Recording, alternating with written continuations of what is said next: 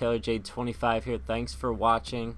Currently I'm using the Ripper on Call of Duty Ghost. As you already know, this is a submachine gun that can hybrid into an assault rifle, which is really cool. You can take your enemies out up close with the submachine gun, or you can turn it into an assault rifle and take them out at a long distance.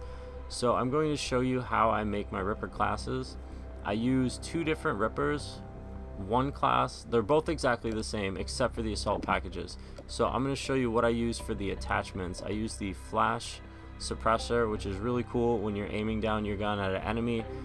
Usually you have that burst of light comes off the end of your gun, and when you put this attachment on, it takes that away for the most part, and you can keep an eye down your sights on your enemies and not have it disrupted by that flash.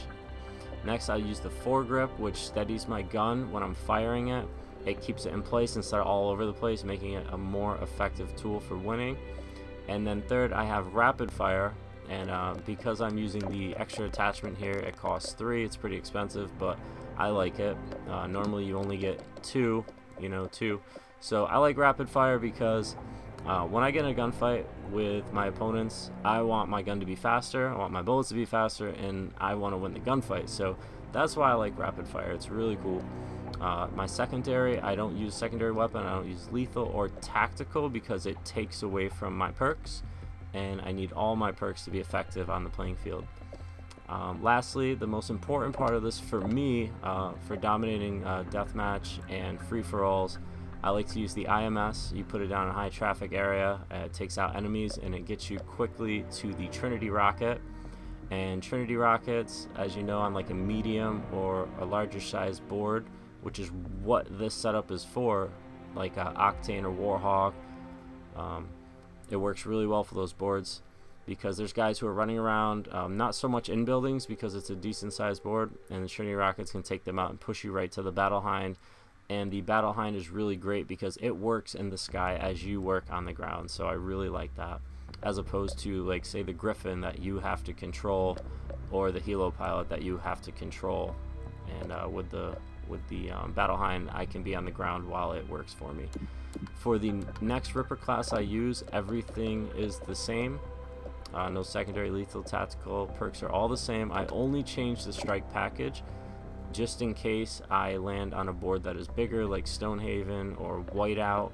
I use the dog because if I get taken out on one side of the board, my dog is going to follow me all the way to where I respawn at. So he's going to be taking out enemies all the way on the way to get back to me. Also, he growls, he lets you know that there's enemies around you and stuff like that. He's pretty cool.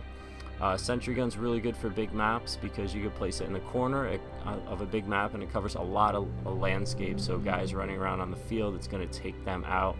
And if you're hovering around your sentry gun, you can make sure they don't take it out by taking them out before they get to it. Lastly, I stick with the Battle Hind on the big boards because, like I said, it does work in the sky while you're on the ground doing work, and you don't have to control it. So you can keep streaking. Your Battle Hind can keep streaking for you, and it's an all-around good outcome. So I really like that too. So I really hope you guys like the way I do these setups.